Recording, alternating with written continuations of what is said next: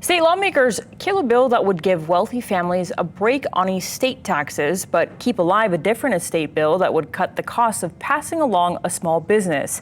Our Paul Drew shows us what the proposed measure would do.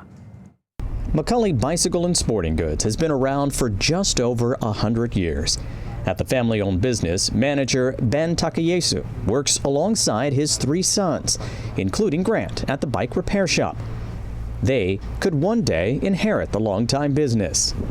Yes, I would like to pass it down, definitely. But that is not the case with all family-owned businesses. For some, children don't want to follow in their parents' footsteps.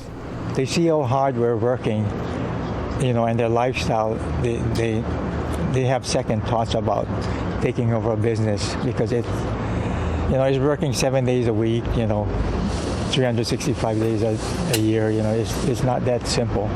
Some owners worry about leaving behind a big tax bill along with the family business. We built it ourselves, and we surely want to pass it down to our next generation if we could, without paying too much taxes. But a bill advancing at the state capitol would allow small business owners to exempt millions more in estate taxes. We have heard from families that they would like to continue the businesses. They don't want to shut down, but they are concerned about a large one-time tax that our state requires.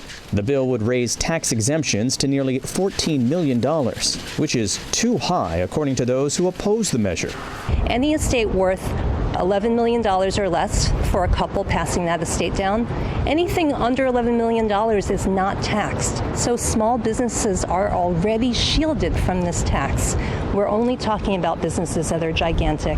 It will not hurt the family to pay an estate tax because our families buy life insurance specifically calculated to cover the burden of the tax when somebody passes. So you don't need to sell company assets. You don't need to sell property. It's already taken care of. It's an investment that's already dealt with. So by giving this estate tax, you would just be putting more money into designer handbags for these families that already have way too much. Others feel the estate taxes generated from island businesses could benefit other projects and programs for Hawaii's less fortunate. An estate tax costs our state about $43 million annually. So by making sure that we're not putting that forward, what we could have funded is universal free school meals.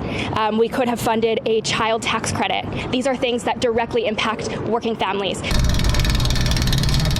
But for some small business owners, business has gotten harder and more costly, and a big tax bill might be too much to pass on to the next generation.